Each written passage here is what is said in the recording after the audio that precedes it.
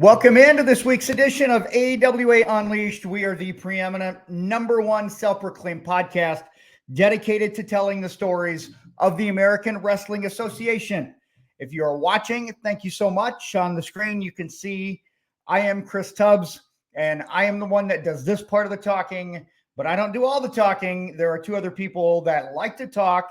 One of them talked for a living. The other one, he's more of a behind the camera, but we forced him in front of the camera for this Polish show and midcard. And guys, another fun podcast coming up today. Another good show, kind of a piggyback off of last week.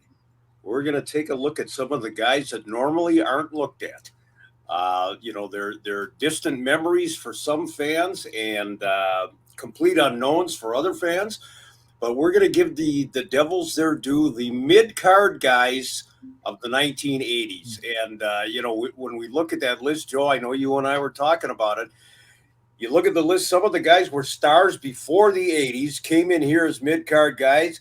Some of them came in as mid-card, went on to great success. So the world of wrestling.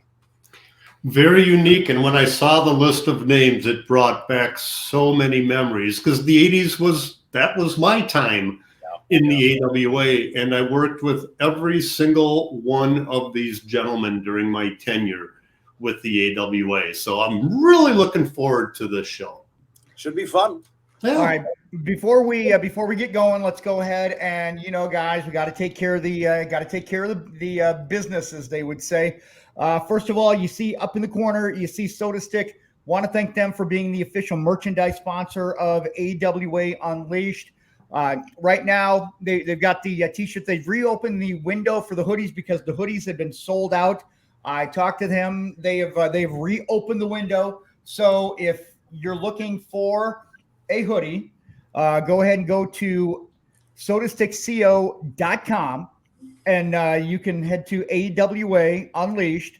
Just click it, and remember they run a little bit snug if you're looking at the hoodie. So size up 1, maybe 2 if you feel like you're going to add a little bit more padding.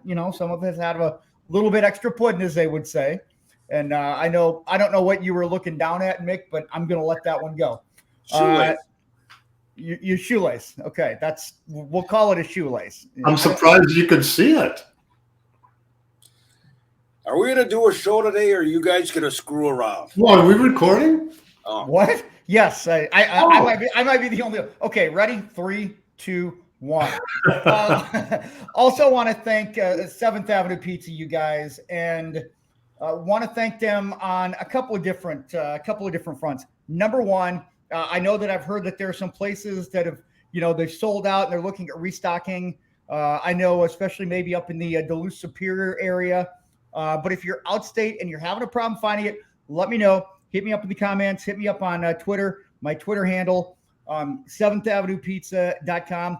By the way, let me say this.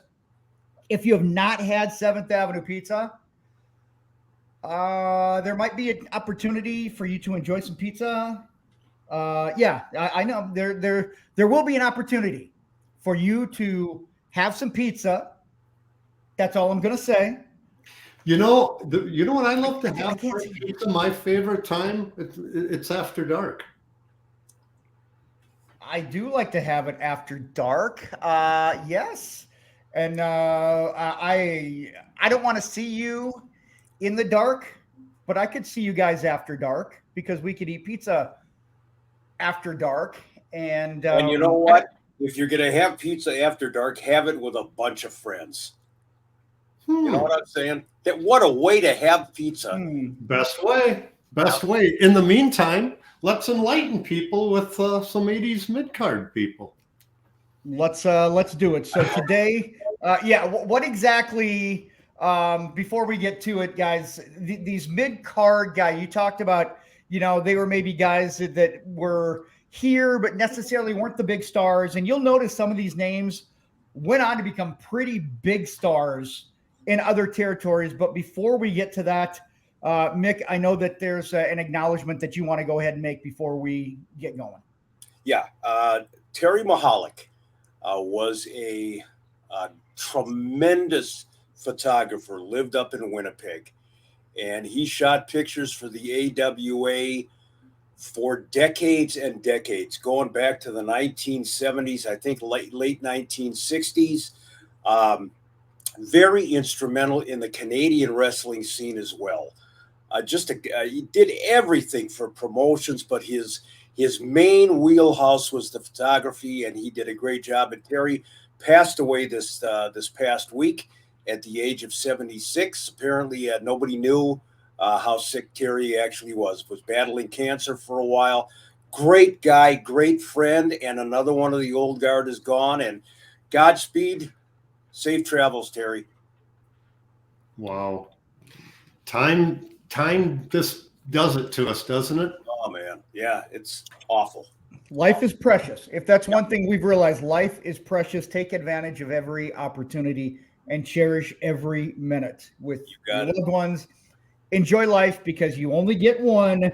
Make the most out of it. And that's why I think that's one of the reasons why we're doing the podcast, because we want to make the most out of our time doing something that we all enjoy. And that's talking about the AWA. You guys were part of it. I watched it from afar on what the kids would call the television. But the boob tube. The boob tube. You can look down when they say boob, Mick. No. Okay. I'm sorry. Shoelace. By the way, okay, you know what? I'll ask about the cat later. Let's get into the first name here. And this is one that people are going to recognize, and that is Dizzy Ed Boulder. Dizzy Ed Boulder came into the AWA for a very short stint in the early 1980s.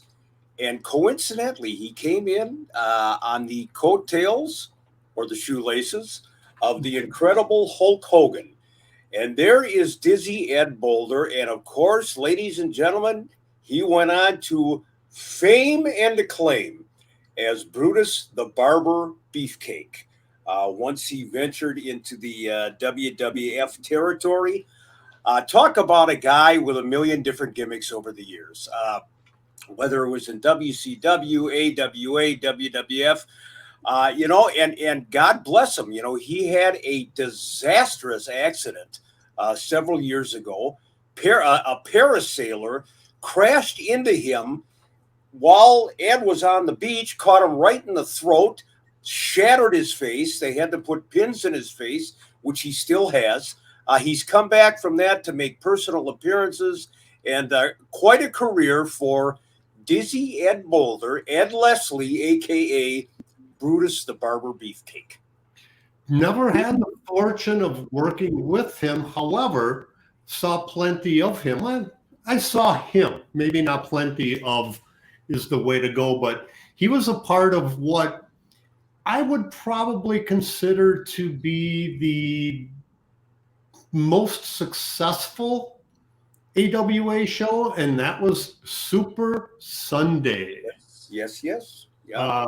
I don't think anybody could argue, but that could be a whole nother show talking about Super Sunday. But yes, Brutus the Barber, Dizzy Ed Boulder was a part of Super Sunday with the AWA, a young, well put together young man. But yeah, and there was always the rumor: are he and Hogan brothers? And no, they were not brothers. They were good friends in the Tampa area, and that was about it. But of course, they wrestled as the Boulder brothers, Terry and Ed. And then all of a sudden, boom! You got a guy with barber shears. So the world of wrestling. Well, he does look like a beefcake. So I mean, it fits. Well, maybe to you. Hey, I'm just saying what the kids would say. Like, that's the word on the street, is that's how he got the name Beefcake, because he's a beefcake. Well, the word on the street. The word on the street, yes. Gotcha. All right, let's go to the next one. And here's one that I remember also had a brief run with Kern Heading in another organization, but the one and only John Tolos. This is an interesting case, and this is one of those situations where a guy came into the AWA towards the end of his in-ring career. John Tolos himself, a wrestling legend, absolutely bona fide real deal. He and his brother Chris were a tremendous tag team back in the day.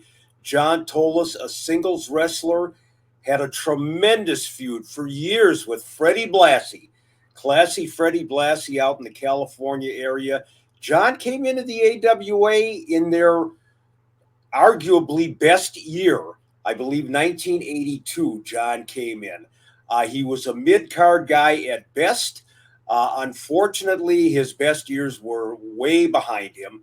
And as you said, Chris, when he left the AWA after a very short run, he went into the WWF with Kurt Hennig, and not as a wrestler role, as a coach.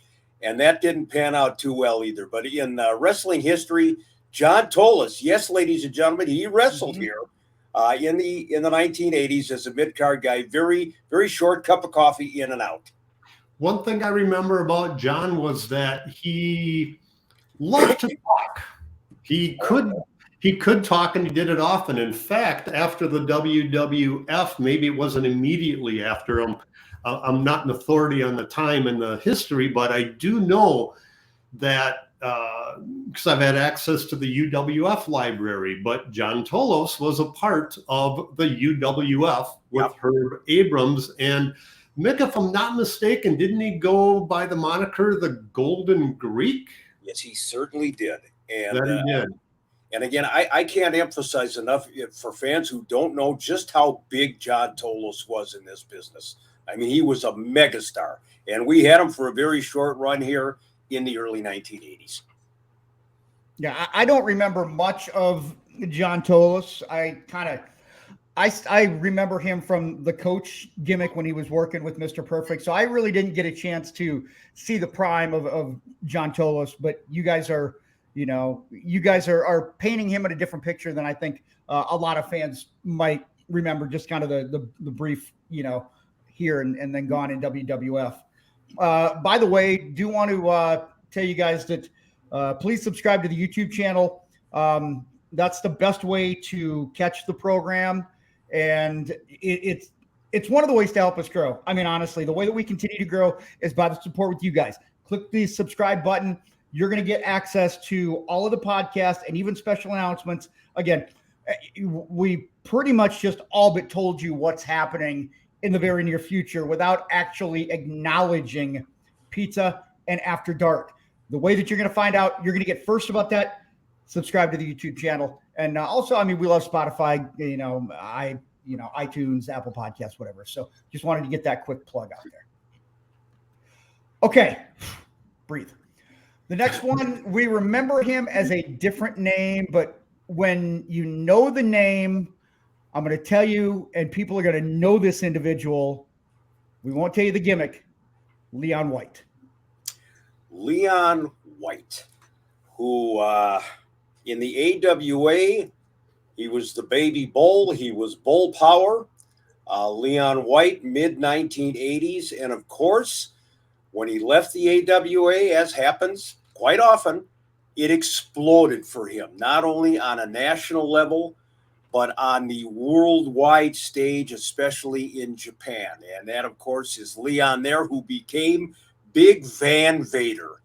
And what a success story. Yeah, there you go. What a success story for Leon. He was okay in the AWA. He was a big, tough, no-nonsense babyface, had a pretty good mid-card push. I don't remember him main eventing too many matches, but I'll tell you what, once he left the area, it's legendary. Everything with the late Van Vader, Leon White, was big and tough and rugged and over the top. And just another great success story for a guy who got his feet wet here in the AWA about the same time Scott Hall did, actually, and then went on to absolutely megastar success all over the world. I remember Leon coming into the AWA, a former NFL football player. He came in at the same time as another guy who I don't believe he went on to do anything, but Greg Boyd. Yes. But when those two came into the office, they were massive, just big, more thick. human beings than tall. They weren't Andre the Giant tall or 6'8", but they were just massive, thick guys. And one of the things I do remember about Leon is I was when I would watch him wrestle and get the feedback from the boys in the locker room. It's like Leon carried his NFL career into professional wrestling. And what I mean by that is he just liked to hit people. And he did have a reputation of being a little stiff in the ring. He could take it, and he could certainly dish it out. But no doubt about it, Leon White became Van Vader, and the legend grew from there. Definitely made his mark in professional wrestling, and it all started with the AWA. So times it does, yes. So let me kind of follow up with that, Joe.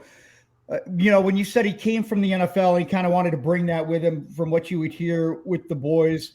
Did you ever get the sense that he had to prove himself with his toughness? Because that's something that we hear, time and time again, just how physical and how stiff and heavy he could be in the ring. Initially, maybe, but that reputation carried on throughout his career. So I don't know that it was so much that he felt he needed to prove anything. I mean, Leon was a huge guy. Mm-hmm. Yeah. And there's plenty of huge guys in the business who, when they hit you, it felt like a feather. But when Leon did it, it felt like you got hit by a bull. That was just his style. And if you were booked against him, you knew you're going to come in feeling it after the match. I believe a couple of footnotes to Leon. Correct me if I'm wrong. I believe it was Stan Hansen that got into it with Leon in one of the matches, and literally Leon's eyeball was hanging out of the socket at the end of the match. And then also, I think the legend of Leon kind of took a little bit of hit in the locker room in WCW, courtesy of Paul Orndorff over the years. But nonetheless, in the AWA, again, this show is all about mid-card guys. And yes, ladies and gentlemen, we've said it many times, the AWA has been a springboard for superstars. Leon White Vader was certainly one of them. I could have set that up by saying it's time. It's time to talk about, but I didn't do it. I also could have said that, never mind. I'll tell you this one off, because I don't want to make anybody mad, but there's something it was sitting right there, and I just decided not to say anything. How about the next one, JT Southern? Oh, JT Southern, and Joe and I had the opportunity to work with JT Southern in the waning days of the AWA. JT did much better in the Southern United States, actually, than he did here in the AWA. He came in during those. Well, he could have called himself JT Northern, and it would have been fine up here. He could have. Got to change the gimmick to the region. You know what? $1 million idea like that, and you're sitting behind the microphone. I know, right? But JT Southern came in at the same time that DJ Peterson was here. So it was kind of alphabet soup, JT Southern, DJ Peterson. DJ Peterson was a heck of a lot better than JT Southern was. And JT did not last all that long in the AWA. And Joe, it was at that infamous Whitewater taping. They were doing a battle royal. And I'm sitting behind Rod Trongard and Vern Gagne as they're doing the commentary. And in the middle of this battle royal, where it's supposed to be high spots all over the place, I don't know if JT Southern put a guy in a drop toe hold or a side headlock takeover or something, but Vern, gritting his teeth, said, "Go!" And, he's fired. He's fired. The man is fired. He'll never. And I thought, oh, my God. In post, Joe and Alvin DeRusha are going to have their hands full. But I don't think JT was around, surprisingly, much after that. What happened? Well, let's cover Whitewater first, and we have many times. And this is nothing against the city of Whitewater, Wisconsin. No. Love Whitewater. But nothing good came out of that taping. It is without question the absolute worst production I have ever been involved with. God, I so want to do a watch along with the Whitewater taping. I so want to do a watch along with that. If anybody can get the tape, I want to do a watch along. I'm going to have to put on my dark sunglasses, but really paint them on the inside so I can't see it again, because I'm going to have PTSD from it. But back to JT Southern. So, Rick, you're right. JT's in-ring abilities were certainly questionable. I will give him credit. I did like his promos. He could do a decent job on the mic. But the other thing that I would like to take credit for is that when DJ Peterson and JT Southern tag team together, I was the one that came up with their tag team name, Initial Shock. That is the best part of that tag team. Well, the name that you gave him. Oh DJ Peterson, I got nothing against DJ. And JT was a nice guy. He was. Yeah. You know. No, you're right. I mean, both DJ and JT, very nice. He just wasn't a polished, accomplished professional wrestler. Mid-card guy in the AWA about 1987, 1988. The legend that is JT Southern. I cannot get this vision of a big battle royal going on and somebody applying like a drop toe hold in the middle of the ring. Like, yeah, it was in my mind, it's just. It's all of a sudden you got like a scientific 60-minute Iron Man match. You went off rogue on your own there, you know, amongst the other 18 guys. So not a good thing. And like I say, I have a feeling that JT's bag was packed pretty quickly after that Whitewater event. Let me say it sounds like you're playing a video game and you hit the wrong button and you're trying to like punch and kick, and all of a sudden you're like just jumping in the middle of the ring. And it's the story of my life, but go ahead with the next guy. Let's go with someone that we know, both he and his brother, Rob Rechsteiner. Rob Rechsteiner.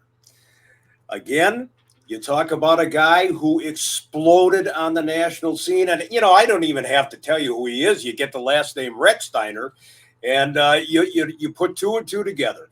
The dog-faced gremlin, Rick Steiner, Rob Rechsteiner, he and his brother Scott, two tremendous amateur wrestlers from the University of Michigan.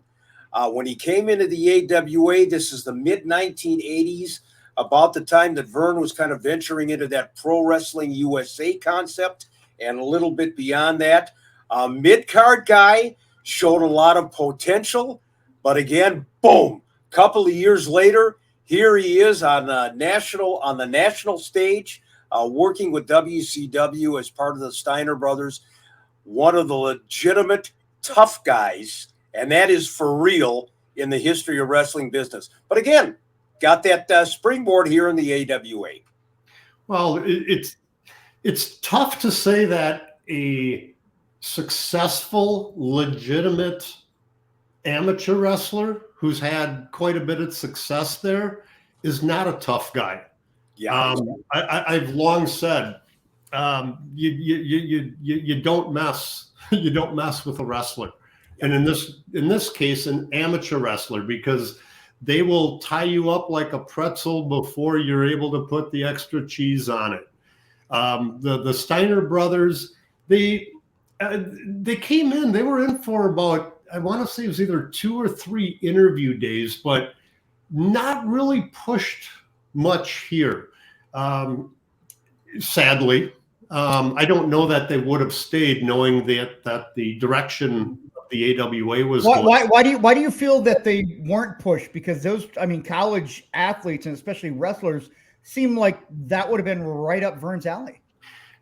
When they came in, when there was still a pretty decent stable of talent with the AWA here, and I don't know that it was so much that Vern wasn't pushing them, but I have to add in, I think it was a combination of maybe them not wanting to be here, and that they were just they were here. They came in. I mean, the AWA was on ESPN, but WCW came calling and gave them a much better opportunity, and they definitely took advantage of it. Fantastic tag team in the world of professional wrestling. Chris, one thing I would say to that too is the time frame they came in and the AWA was doing that Pro Wrestling USA. There were a lot of guys that were coming in and out. I mean, Vern was throwing anything at the wall to see if it would stick. So I think that the Steiner brothers probably got caught up in that a little bit. And I had heard that Ole was pretty impressed with both of the Steiner brothers. So, everything came to fruition for them, and I'm sure they don't regret 1 minute of it. No. Well, I was just curious. But yeah, when you've got an influx of guys and you're just trying to fill these shows, I mean, naturally, you're probably going to let a few guys go through. You look back, you're like, damn, yeah, those guys were legit. But they get overlooked because you're just trying to, it seemed like literally you're just trying to keep the vote from not sinking. Well, and who knew? Exactly. Hindsight 2020. With Leon White, these guys all of a sudden just explode when they go someplace else. So again, the Steiner brothers had a chance to interview them one time at Met Center. Great guys, funny as hell, and Rechsteiner certainly a tough guy. And his son doing okay from what I hear as well. I believe he is, yes. All right. Braun Breaker, by the way, the NXT champion in WWE. All right. Let's get to the next one. The Mongolian Stomper. Here's another guy. The Mongolian Stomper, by the time he came into the AWA, he had about 30 years behind him in the wrestling business. And he was a major superstar. And that's the late Archie Goldie. The Mongolian Stomper. He wrestled everywhere. He wrestled literally all over the country and into Japan. And he came in as part of Sheik Adnan LKC's army back towards the end of the glory days of the AWA, along with John Nord and Boris Zukov and guys like this. Again, by that time, Mongolian Stomper's best days were behind him, but he was a consummate heel. I mean, talk about your legitimate, no nonsense, straight ahead, eye gouge, kick to the groin, tough guy. Wound up after he left professional wrestling. I believe he was a sheriff down in the southern part of the United States. And if this guy pulls you over for going 32 and a 30, you better kiss his ass. You know what I'm saying? But Archie Goldie, again, legendary in wrestling and in Japan, big superstar, cup of coffee in the AWA. I was surprised. I did not know that he went into law enforcement after his wrestling career.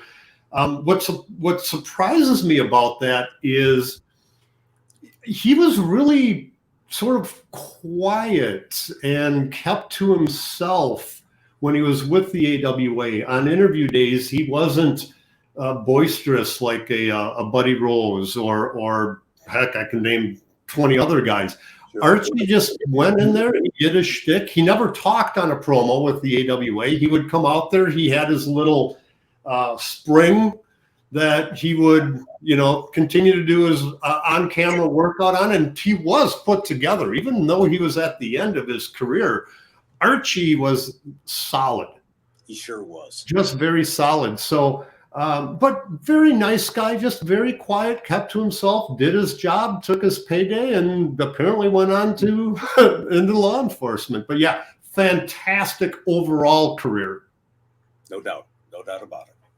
All right, let's get to the next one, guys. Nick Kanisky. Nick Kanisky. God, I love Nick Kanisky. I don't know how long Nick lasted in the wrestling business, Joe. Maybe you know better than I do. But he came in, of course, in the AWA when I was there in 1987. He teamed up with Mr. Magnificent Kevin Kelly. And they had a pretty decent run as a tag team. They were managed by Medusa Michelli. And old slick Nick Kanisky, a great kid. He was a pretty young guy at the time. He, of course, is the son of the legendary Gene Kanisky. And again, ESPN, AWA, Showboat Days, great springboard potentially for somebody in the wrestling business. But then it kind of flatlined for Nick Kanisky. And the one thing that I remember about Nick, boy, we would catch those 7 a.m. flights back to Minneapolis the next day. And Nick had been up, let's say, a little bit into the wee hours of the morning. Yeah, well, no, I know that doesn't happen. And, and Nick would kind of stumble and find his seat, on the airplane. Generally, it was sitting next to Medusa. And that was about it. He didn't remember anything until he got to Minneapolis. But Nick, I believe, went into the restaurant business up in Canada. Saw a picture of him just recently. Great guy, great memories, and I liked the tag team of Kanisky and Kelly. I did. One thing that I remember about Nick is I don't think he liked to do promos. He went out there, Medusa and his partner, Mr. Magnificent, Kevin Kelly, would take care of it. Nick, it just wasn't his forte. I think he saw that little red light and became camera shy and mesmerized by the light, and then forgot what he was supposed to say. I don't know that was his downfall, but yeah, he not good on the mic. Dude, pretty decent inside the ring, and I agree with you, Mick. I like that tag team combination, and I believe, if I'm remembering correctly, that would have been Medusa's first foray into being a manager, was being their manageress, which that comes from Precious and gorgeous Jimmy Garvin. He called her the manageress. But no, Nick Kanisky, mid-carder, might have had some potential if he could do a promo, but that was not to be. Spot on. Well, let's I know that we're going to jump around because you guys were just mentioning him. Let's talk about the other half of that tag team equation, the magnificent Mr. Magnificent Kevin Kelly. All right. Well, we know what happened later on, but this and if you don't know, we'll put up a picture and you will recognize him if you do not. There are legit tough guys in the business, and then there are tough guys in the business. And Kevin Wachholz, Kevin Kelly, Mr. Magnificent was. Would you say he's tough as nails? Tough as I see what you did there. Man, no wonder they pay you that 6-figure salary. Kevin Kelly, Mr. Magnificent, I believe he won a Tough Man contest in the state of Minnesota, and with good reason. He was a no-nonsense guy. Just ask Vince McMahon how much of a no-nonsense guy he was, especially at contract time. Kevin, along with Nick Kanisky here in the AWA, that's when Kevin established himself as a main event type guy, was when he teamed up with Nick Kanisky. Prior to that, he was a mid-card guy, again, in the AWA. And in 1987, Vern again is kind of mixing and matching, seeing what's going to work to elevate some of the mid-card talent to upper status.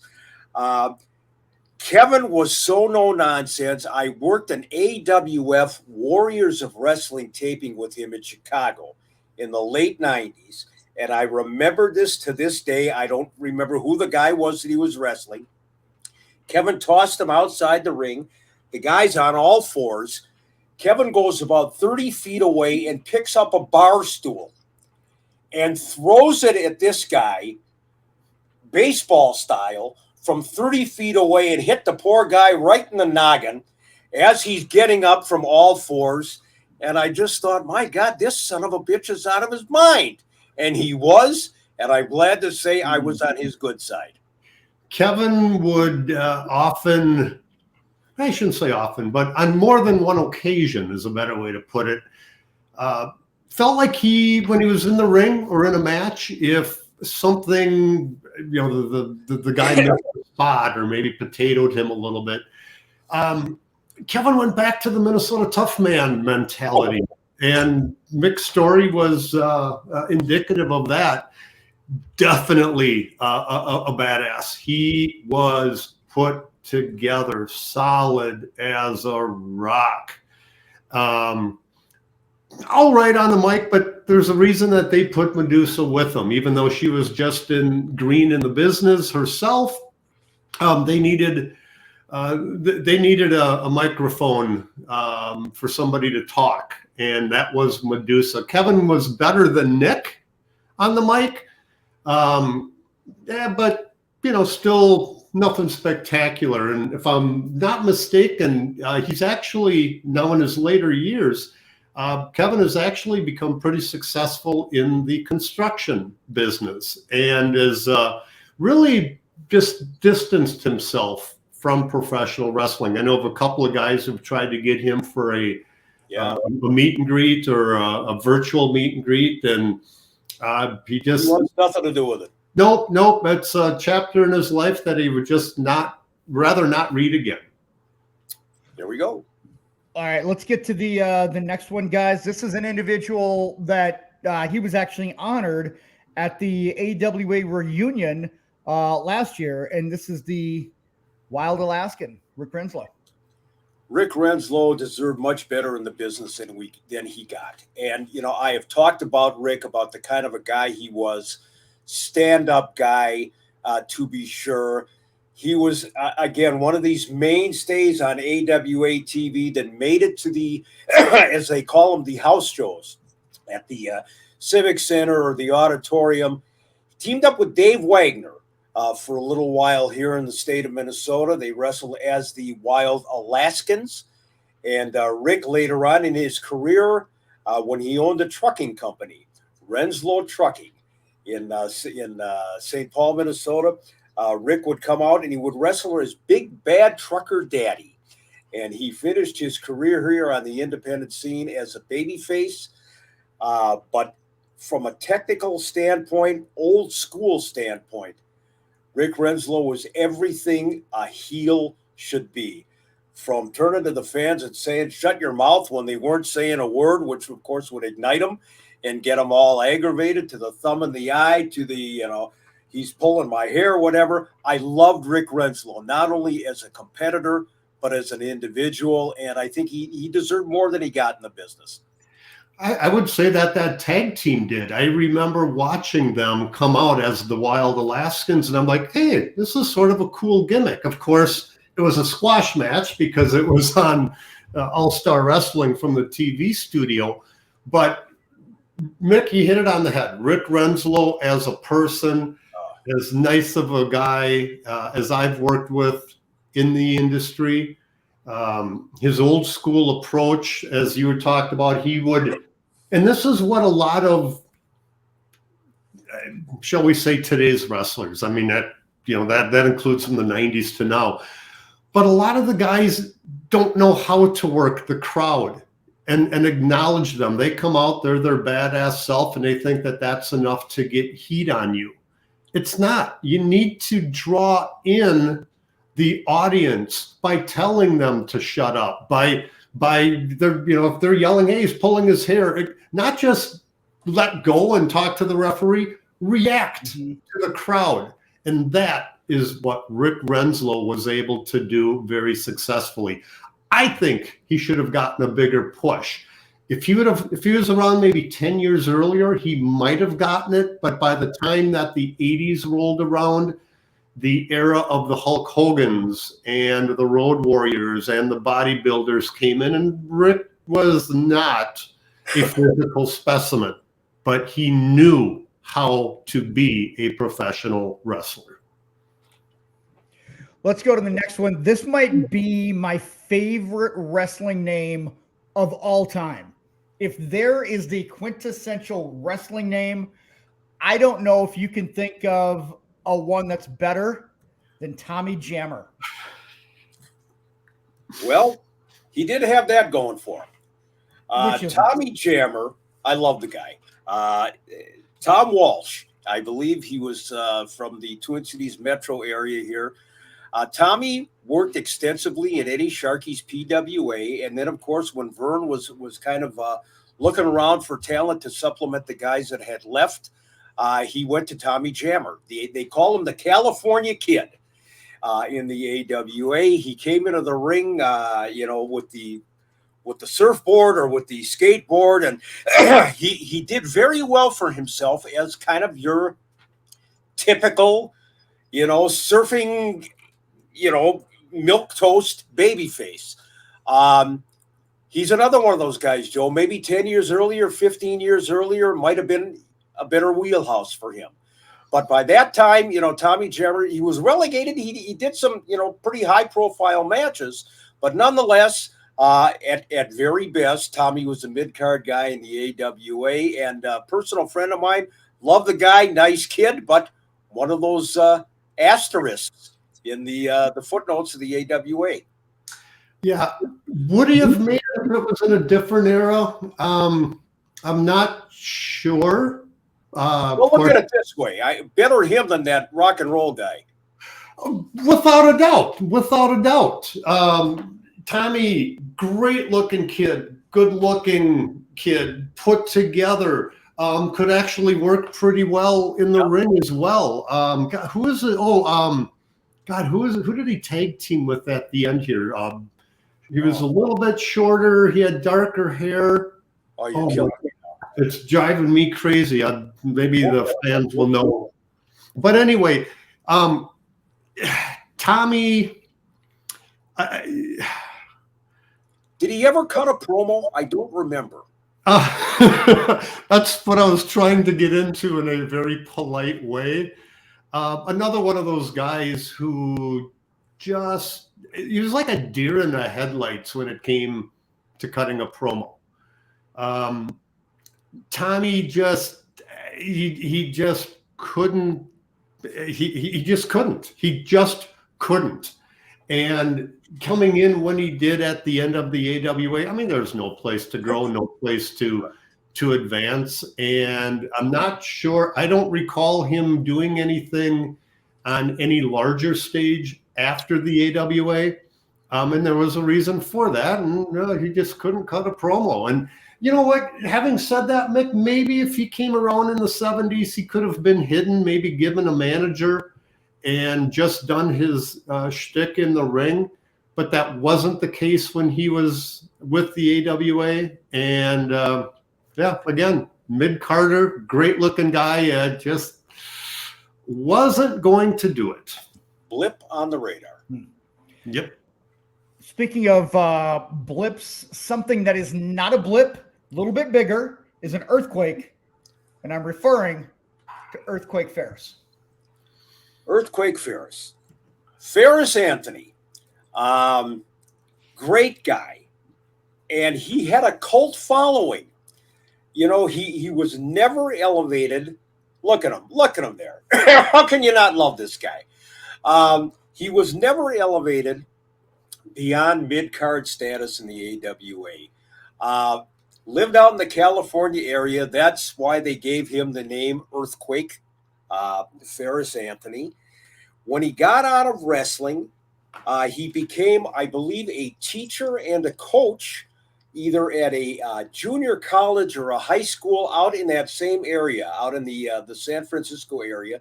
That's what he's doing today. But again, one of these guys, just lovable, whether he was doing the baby face or the heel role. Earthquake Ferris became a cult hero. And he deserved it. It's real easy to say that somebody is a nice guy. Yeah.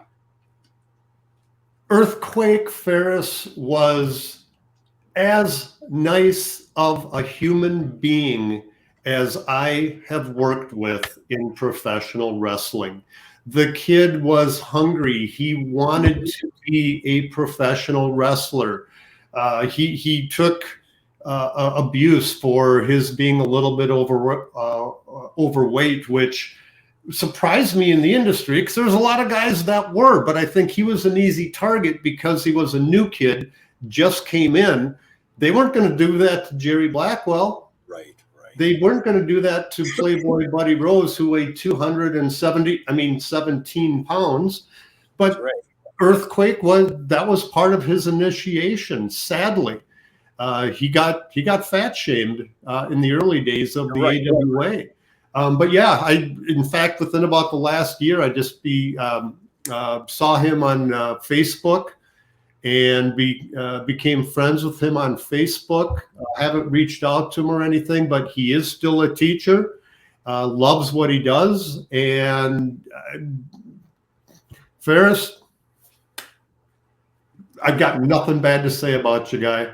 I was going to say kid, but he's no longer a kid, as well, none of us are either. But yeah, Earthquake Ferris, an up-and-coming star whose shine just never happened, unfortunately. Let's go with the next one, guys. Tisho Khan. Oh, as Eddie Sharkey would say, what a tormented individual. T-Joe was something else again. Minneapolis native. T-Joe was relegated to mid-card status. Again, there's your consummate wrestling heel right there. T-Joe Khan, there's your prototype. He had tremendous success in other parts of the country, wrestled in the southern part of the United States, Georgia Championship Wrestling, where he actually had a feud with Tom Zink, if I remember correctly. Here in the AWA, he teamed up with Soldat Ustinov for a while. T-Joe passed away just a couple of years ago.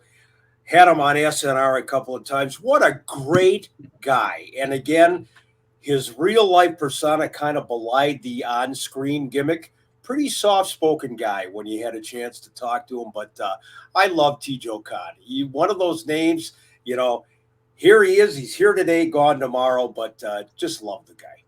Mick, you're right. Very humble, very quiet. When he came on, when that camera was on, unlike some of the other guys we mentioned before, he shined. Yes, he wouldn't talk, but just his look and his presence. And like we had in that photo, just his eyes. The first time that I saw him do a promo, I'm like, whoa, okay, this guy's psycho.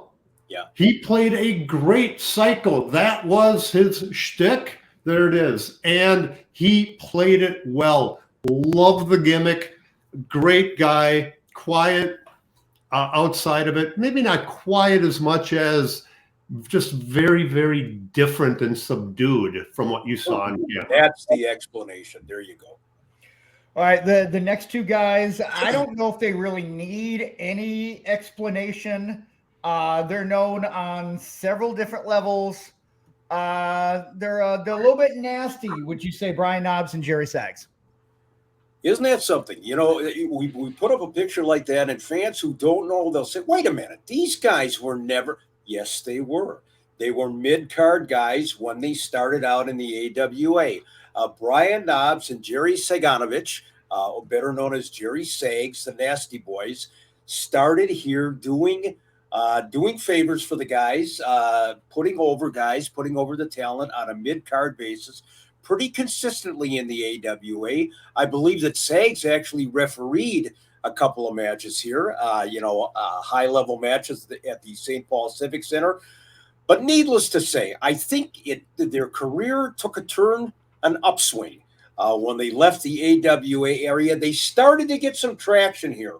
Before they left, they were starting to get established. But, of course, once they left, the sky was the limit, and these guys delivered. They started in the AWA. They were trained by Brad Ringens, if I'm not mistaken. Correct. They started shortly after I started my career. They came around in about 1986.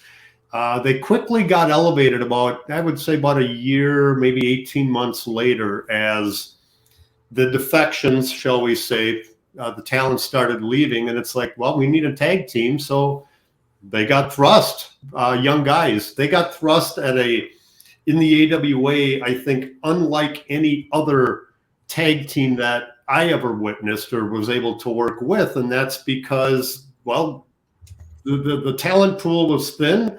They needed somebody. They had a decent gimmick, and they went playing. One quick story about Jerry Saganovich. So you see on the pictures now, he doesn't have a front tooth. Well, the reason for that, he's working a match at the Showboat in Vegas, and I remember being in the truck and seeing this. He's going to do a body splash on a guy into the turnbuckle. The guy moves. Jerry goes a little bit too far. He was supposed to, go into the ring post, but he got a little bit too friendly with the ring post and decided to try to French kiss it and lost his front tooth. to the top of a steel ring post. I like the way you put that. Tried to French kiss the steel ring post. And of course, we've referred to you, Chupik, many times as the third nasty boy. So you're kind of an expert, on pretty much everything that they did. But Knobs and Sags, boy, legendary. And if any two guys ever lived up to the gimmick, it was the Nasty Boys. I can attest to that. And Rick, you are right. There were occasions where I was an honorary nasty boy, but it was all behind the scenes. And damn those two.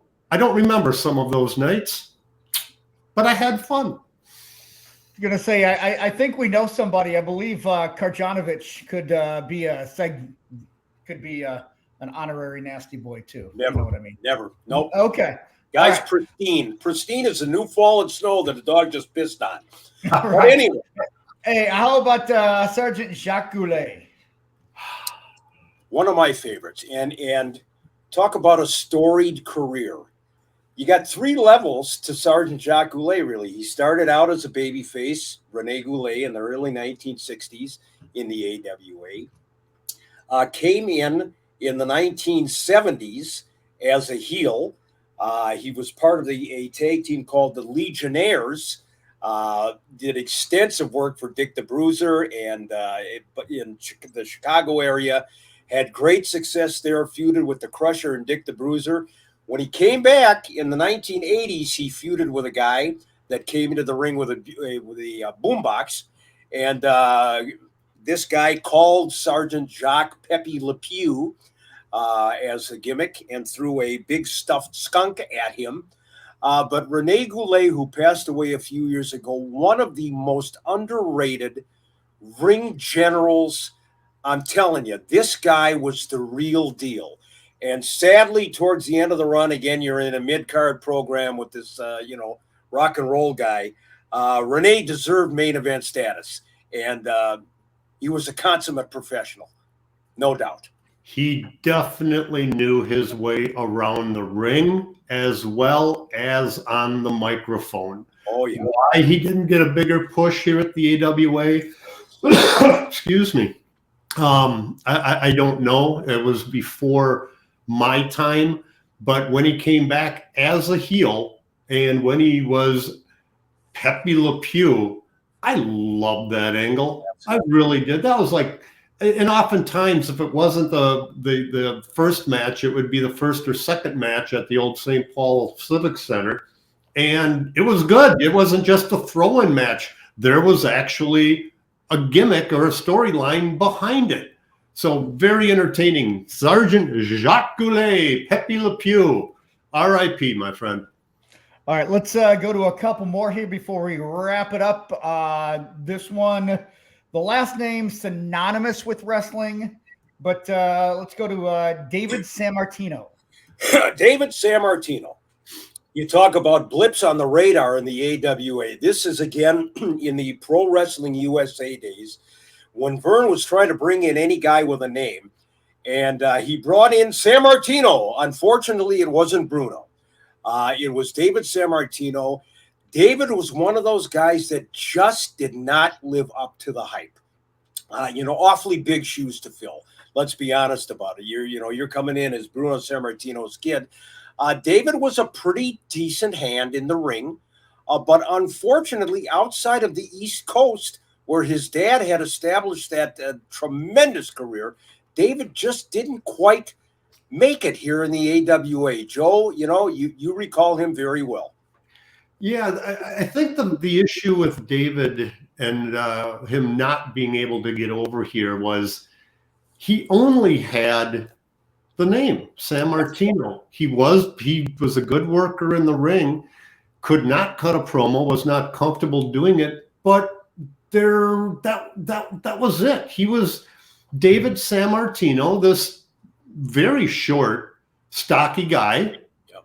And that was it. He was sort of a dime a dozen. If he wouldn't have had the San Martino last name, I don't think he ever would have been here in the AWA.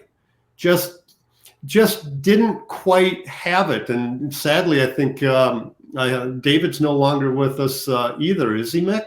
I don't know. I know that he was pretty sick for a while. I saw some, more updated pictures of him on the internet, and he didn't look that good. But I'm not sure. I think he may still be around. But you're right. There was something with him. But again, in the annals of the AWA, in and out, that revolving door.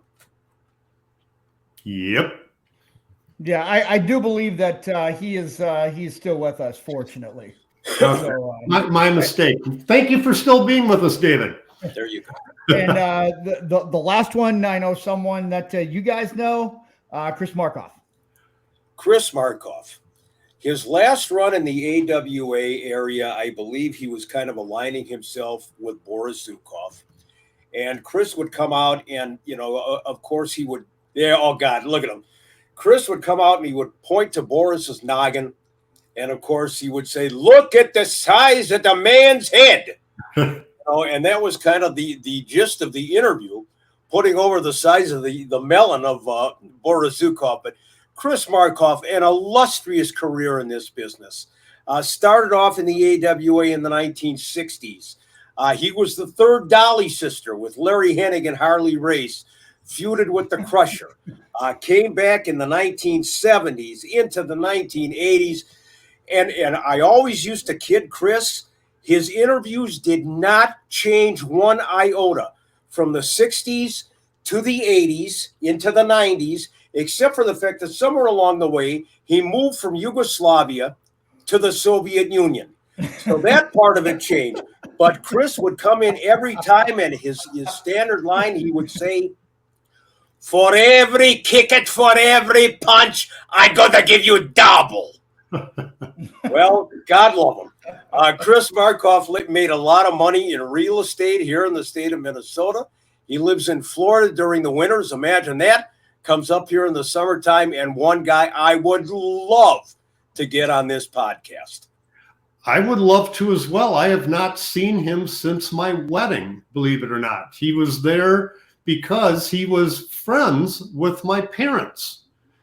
They were part of the PNA in northeast Minneapolis, and Chris and his wife would attend some of the meetings and the big events that they would have, the dances and so forth. And I remember meeting Chris before I was with the AWA, and then saw him with the AWA, and then lo and behold, years later, he's at my wedding. Nice guy, great guy. Part of the whole Slavic region. And have not seen him now in what's it been, about 24 years. I would love to get Chris on this podcast.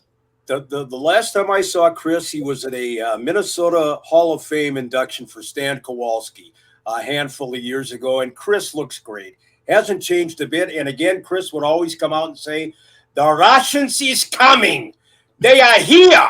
And I always wanted to say, make up your mind, Chris. Are they on the way or are they here? But God love Chris Markov. Yes.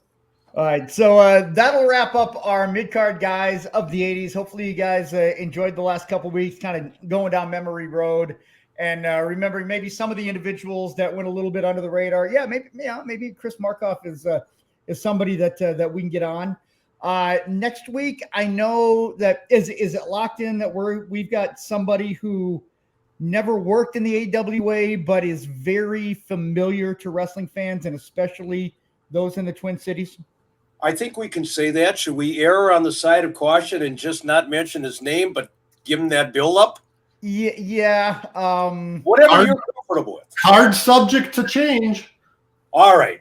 Card subject to change, but right now, we've got him locked in, Barry Darcel.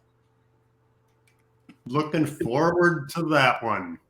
Yes. Pressure Khrushchev. You got it. Smash. Blacktop Bully. Repo Man. Oh, my God. He's going to hear this and be like, fuck it, I don't want to go on. All right, we got some shout-outs. Yes, we do. Let's go ahead and get to some shout-outs and then take care of some business again, and then we'll take her home. So, Mick, I believe you are first up here. Andy Hammerlink. God love Andy. One of the great wrestling fans and collectors. He has a collection that I am going to sneak in to his home, to his palatial estate some night, and he will wake up in the morning and his collection will be half gone. But Andy is such a great and loyal fan, AWA fan, podcast fan, Unleashed fan. Shout out to Andy. All right. My shout out. Yes, Joe, go ahead. Oh, sorry, I was just going to take it over. My shout out this week is actually part of couple previous shout outs that I had done.